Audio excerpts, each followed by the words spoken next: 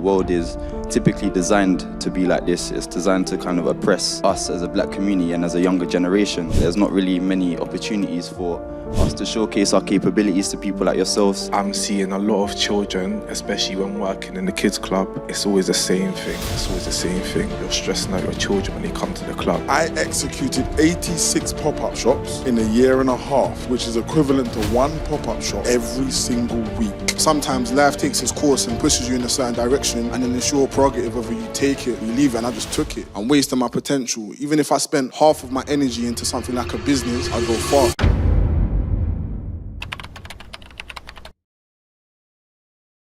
This panel here means a lot to me.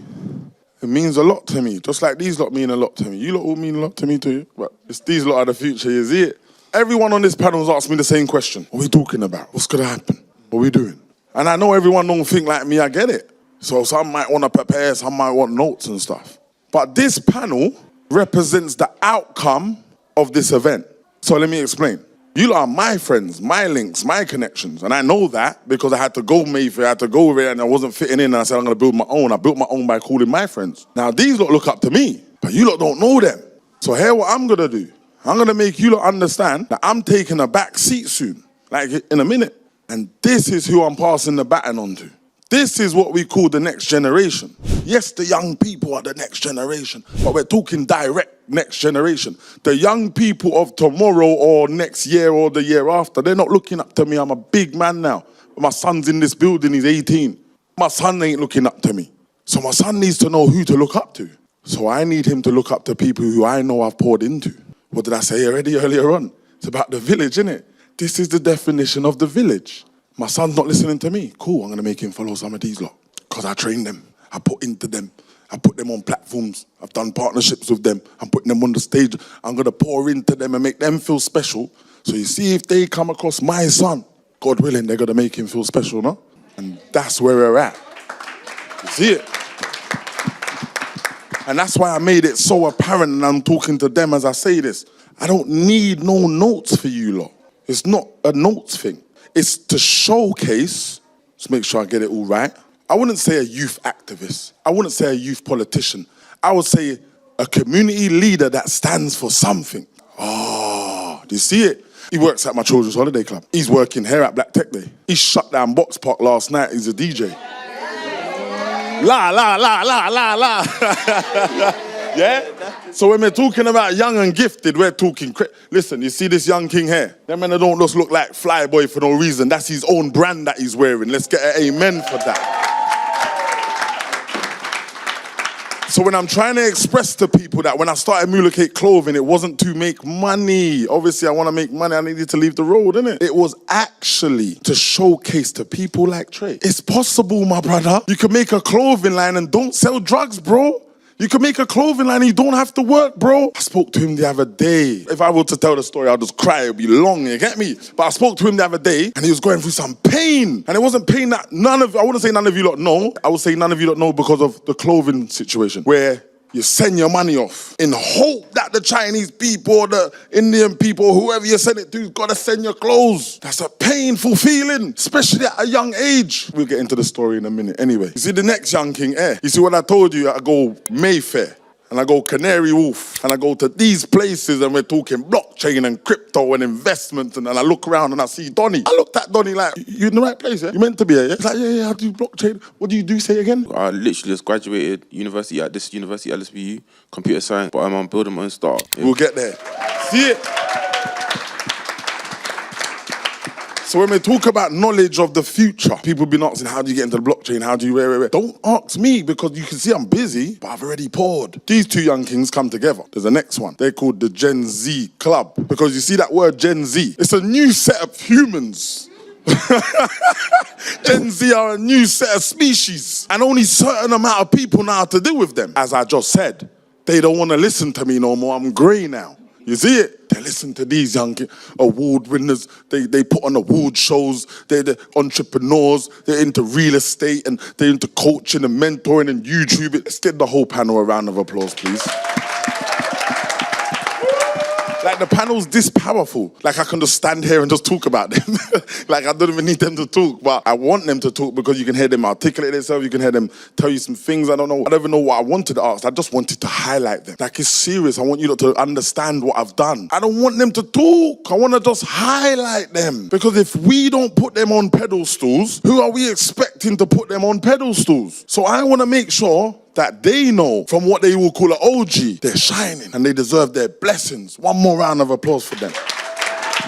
So let's do some punchline questions so you can hear them talk and hear what they got going on. Just some quick things. What made you get into wanting to be a community leader, politics, want to be the future prime minister? He actually said he wants to be the future mayor, future prime minister. Tell them a little bit about you. My name is Tyrell Davis Duglin, but I also go by the name of the Prospect Panther. I'm trying to do it like we did it in the 60s, ladies and gentlemen, man. For real. When he put this on at first, they thought he was a joker. Ask them about him now. Yeah, for real. I walk around the Greater London Authority building with this on so they know what I represent and they know that I stand for my community. And God has had the privilege of, I've had the privilege, of actually meeting Michael B. Jordan himself, the real Black Panther, and tell him about my work. What made me get into the world of politics and in the industry that I'm in at the moment is kind of understanding that the world is typically designed to be like this. It's designed to kind of oppress us as a black community and as a younger generation. There's not really many opportunities for us to showcase our capabilities to people like yourselves in different environments or industries, and I really feel that that's unfair because that's more typically happening in our communities, the Croydons, whereas if you go to West Kensington, it's a completely different story. So I'm on a mission to kind of just diversify the access to opportunities and individuals so that we all have an equal chance to showcase what we're capable of, man. Right, that's all. I need to say something first, though, you get me? For one, how old are you? 16. Can we start there? Now I want to say 2 words because it's personal to me right now. These lot are personal to me already. But Donnie has shown me some stupid amount of leadership skills. I'm trying to do this building, trying to build Black Tech Day. And I'm in a group with my kids club directors. Then they made a next group, kids club staff. And bam, I see DJ MK pop up. Then I kind of saw him in action. I went down to the kids club one of the days when I had a little bit of spare time, saw him in action. I thought, yeah. Don's on his way to replace me at the club. That's fine. I don't need to be at the club no more. You get me? Left the club, whatever. This summer was the first summer I haven't actually been at the kids club. Thanks to my beautiful staff and my beautiful directors, and you lot are just amazing. You get me? Yeah. But that was the first little bit, innit? The second little bit was, I said to him I wanted to be involved in the team. Just the way I see him moving. I don't know, some of you might have seen him maneuvering today with his radio, you know, managing the team and all of this stuff. But then it was a little bit more than that, to where he was rolling with me for around 15, 20 minutes throughout the event, and I'm trying to do 100 things. Some of you know me, I really do 100 things. And it's like, where's my phone? Here's your phone. Why is it dead? No, I charged it. Oh, bro, thank you, bro. Like, you're the person I need right now. You know what I mean? And then just lastly, because obviously we're going to make him say his thing, is we went box part last night, and that's the first time I seen him in action, innit? And then it was, let the young G play. Then we had a big name DJ there, Jammy D. He didn't notice this, that I was watching him sit down, preparing another set, because he knows there's going to be extra time at the end, and he might just have to cover it. And that's the thought process of a leader. That's the thought process of a confident adult. And I just feel like he's part of my family now. So yeah. What made you get into DJing or wanting to be a leader or just act the way you act, bro? All right, so I basically just finished year 11. I've been DJing for about 8 years. I'm 16, so half of the time. I've been around music my whole life. Shout out to my godmother. She's really been there for me. Shout out to my dad. Shout out to my team as well. Danielle's downstairs. She's the one that introduced me to Dexter Simms. My leadership skills came from my mother because I've lived with her most of my life, and seeing her operate with her 3 children, I had to take it upon myself to just use her, because everyone makes mistakes. Who put your hand up if you made the mistake before? Well, I don't see that. So as a mother with her 3 children in her house, I've used her mistakes and I've learned from them as well as she has, and I've used that to better myself, because it's better for me to now use her mistakes and use my mistakes and put them onto the next generation and to the next generation, because there's one thing called generational trauma. Everyone's heard of it.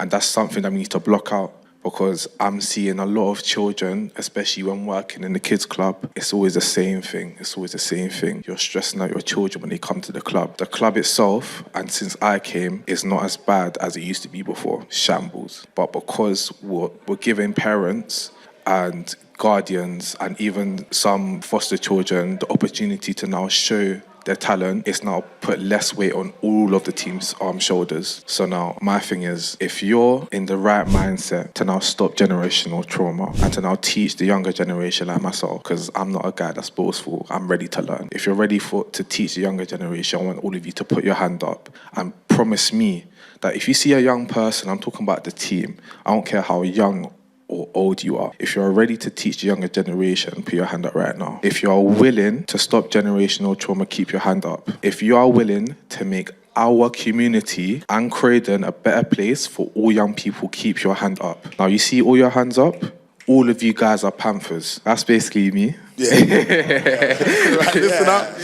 I've given Trey a little intro, but I'm going to make him say his words as he's not up and coming. He's a fashion designer, making heavy waves. I wouldn't say I've been mentoring him, but I've been giving him some gems that he's been really taking note of, and I'm really proud of him, especially the story that he shared with me the other day, that I had to make him understand that if you don't go through this type of pain, you will never become a clothing brand rather than a t-shirt company. So, Trey. 100%. Before I even start, bro, you're not 16, bro. You're not 16, you know what I'm saying?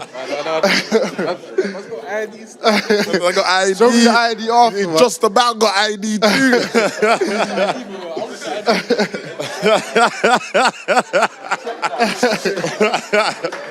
I said, Yeah. bruh. But yeah, just to give you some context on who I am and what I do. Yeah. So, my name's Tavon. I'm the owner of the clothing brand Trendsetter London. I started it back when I was 16 years old. So right now I'm 21. I've been doing it for about 4 or 5 years. It's crazy because I say that clothing wasn't a passion of mine growing up. When I was younger, it was football or basketball. I thought I was going to be one of those two, do you understand what I mean? But sometimes life takes its course and pushes you in a certain direction, and then it's your prerogative whether you take it or you leave it, and I just took it. To give you some context, back in the day, during school, I'm sure there's a few other kids or people inside there that used to be bad in school. I was one of those kids. I'm in detention, after school. You'll see me at school after 3 o'clock almost every day, 100%. That's me, and I'm always just up to it. But now I realise it's because I had a lot of energy back in the day. I just didn't know where to put my energy. And one of my only black teachers, his name's Mr. Laye, he kind of sat me down and he said to me that I'm wasting my potential. Even if I spent half of my energy into something like a business, I'd go far. And that's kind of the trigger that I needed. I took that trigger and I ran with it. So like I said, at the time I was in year 10, and you guys remember back in the day when they had non-uniform day, where you can wear your own clothes to school. I said, all right, cool. My mindset was, instead of me wearing a Nike or Adidas to school, this year I'm going to rock my own brand. I'm going to start my own brand, and I'm going to make sure that everyone else is wearing it. So I said, I was done. I had about 3 months, and I started designing. Looking back now, the designs were poor. Do you understand what I mean? But it's learning. It's foundation. So I started off with 50 jumpers. I debuted it myself on non-uniform day, and about a week after, I released them to my school. And eventually, within about 2-3 weeks, I moved all of them. I moved all of the 50 jumpers. And my whole method behind Sorry, older generation, moved means he sold them.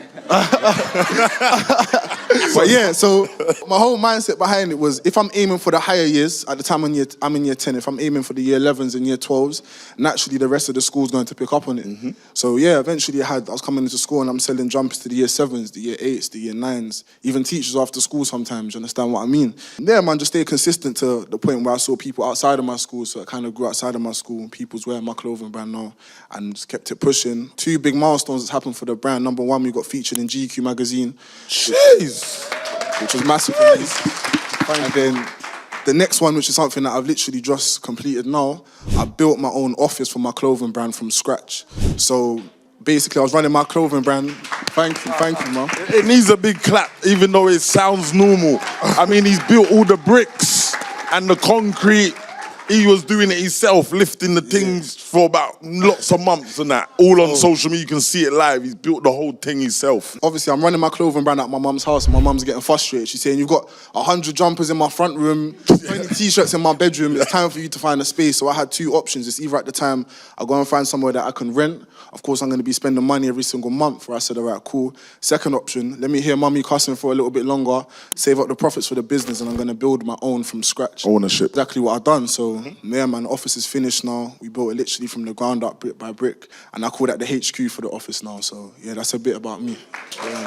Wicked. My brother? Where do I start? It was probably about like when I started university, like in 2018.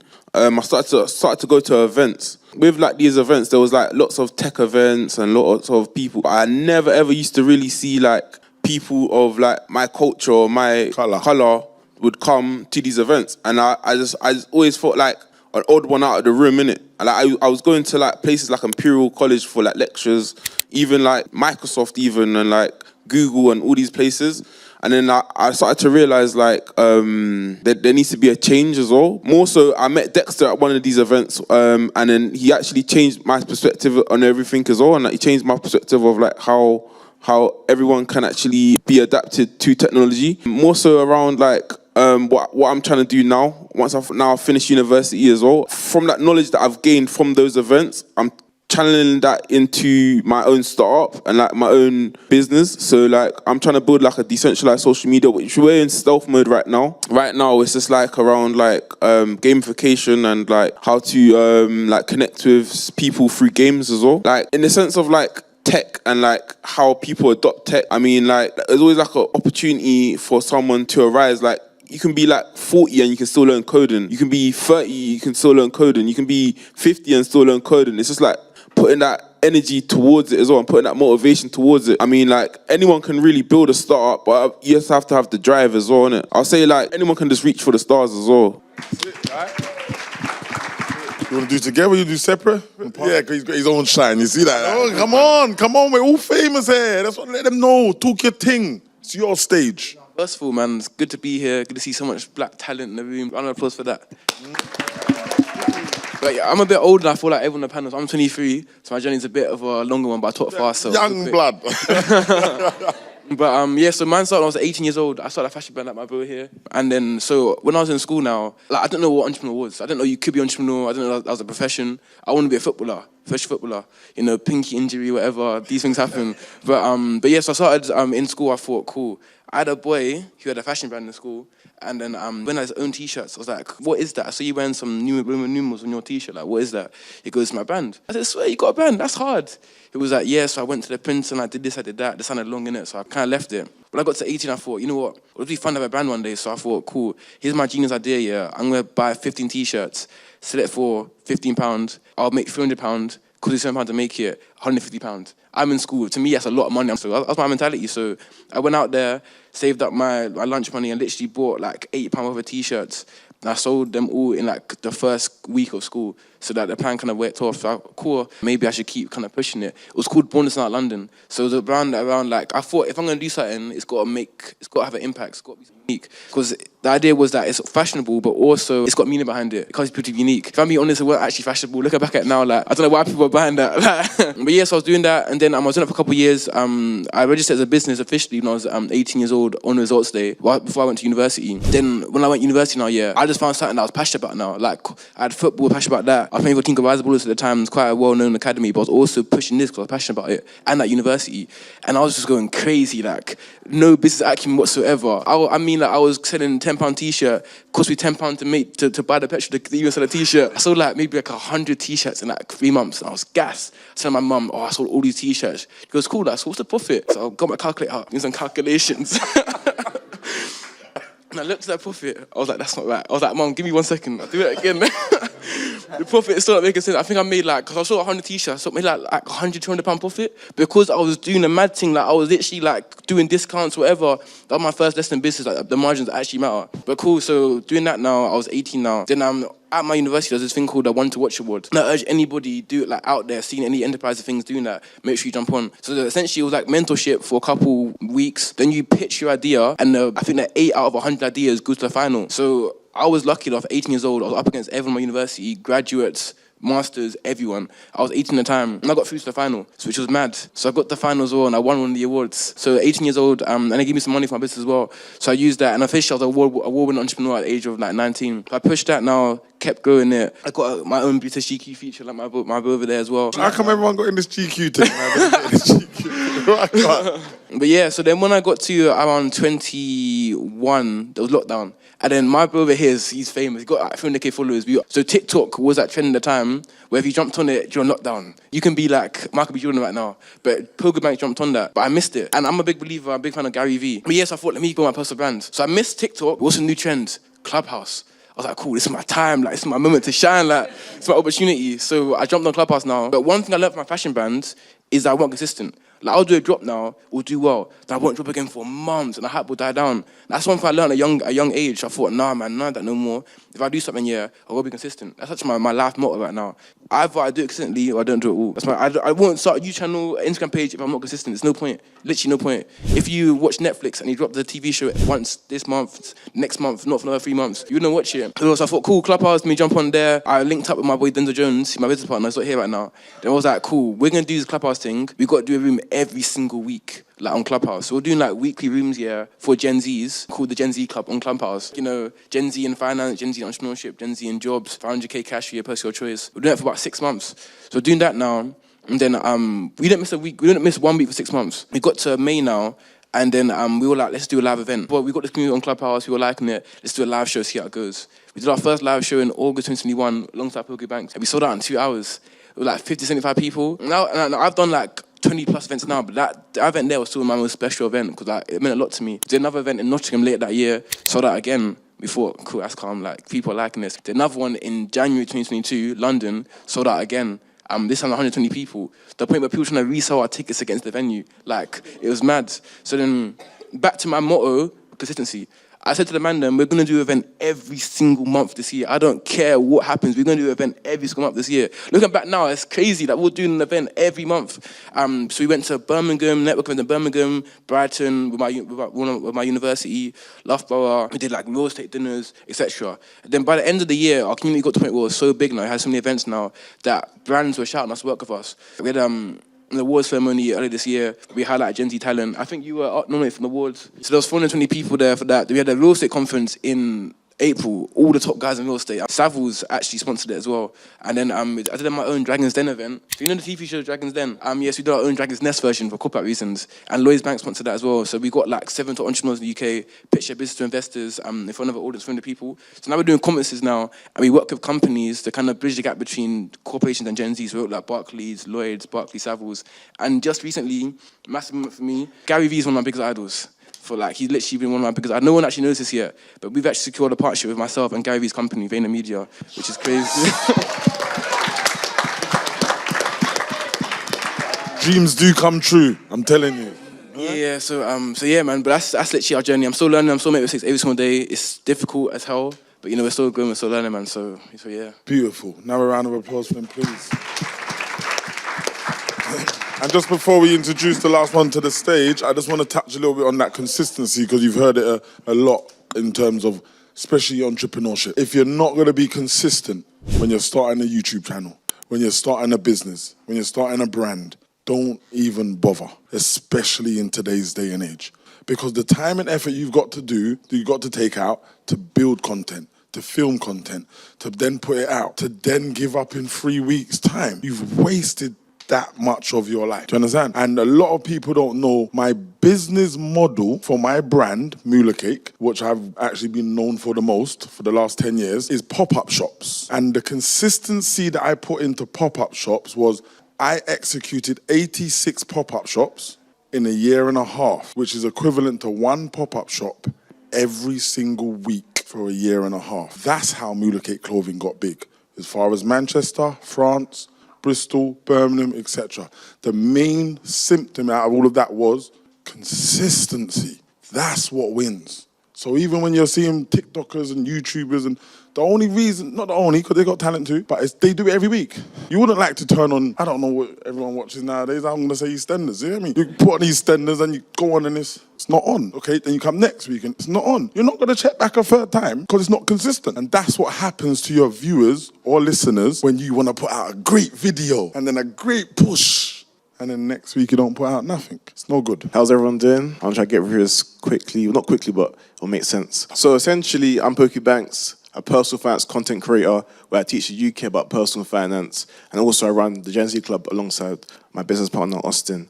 Now, where my journey started, it started pretty early, so it starts all the way back in year 8. So this is like 13 years old. I'm 22, by the way. When I used to come to school, right, every day in the morning, people would be like talking about, beef that happened in the group chats last night on BBM. Now, I didn't have a BBM. My dad, didn't want to get me one. I had a Nokia.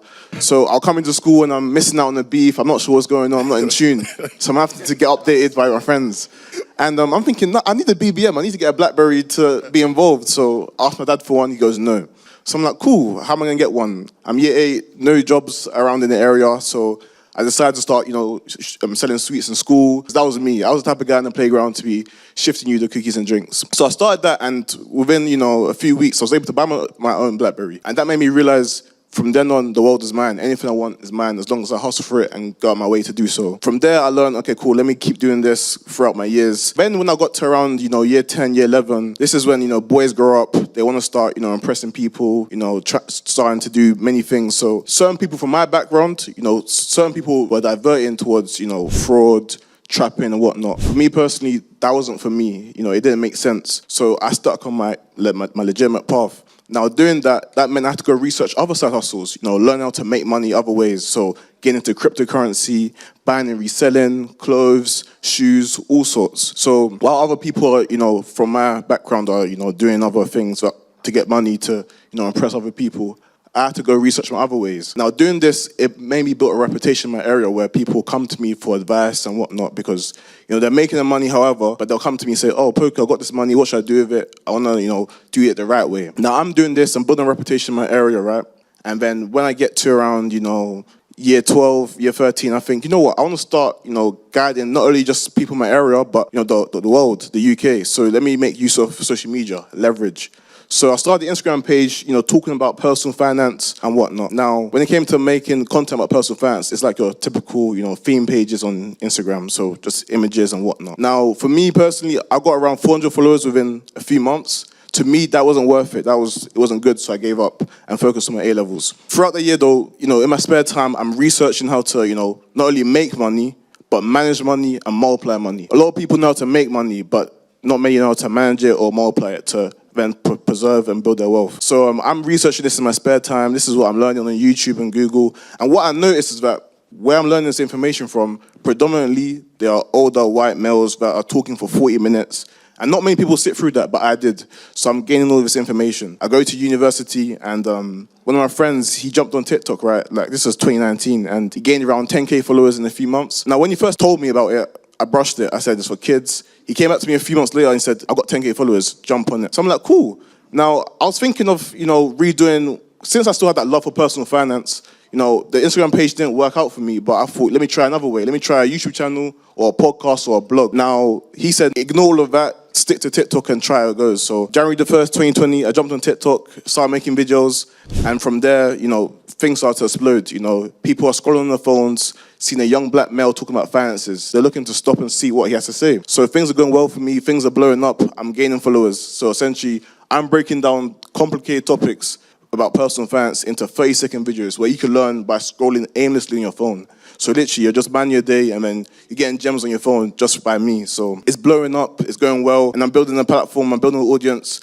And the thing about my audience is everyone that follows me has an ambition or a common denominator of wanting to make money, wanting to improve themselves. So once I built this audience now to, 100,000 followers, 200,000 followers, 300,000 followers, this is very valuable for the brands that want to push their products. So we're talking, banks, saving apps, credit agencies. To name a few of the brands I've worked with as of recently, I've worked with Barclays, HSBC, Experian, Peugeot, the FCA, all these great companies as they want to target my audience. From giving, guidance and whatnot online, that's helped me, generate audience and able to then push my passion for personal finance. This then leads into Austin's story where we then came together to make the Gen Z Club. So instead of just doing it online, I want that physical touch. I want to be able to talk to people face to face and give them one-to-one guidance. So that's when the events came about. So yeah, that's pretty much my story. And it's just getting bigger and bigger. Just pushing the world of personal finance to everybody. It's just going up and up from here.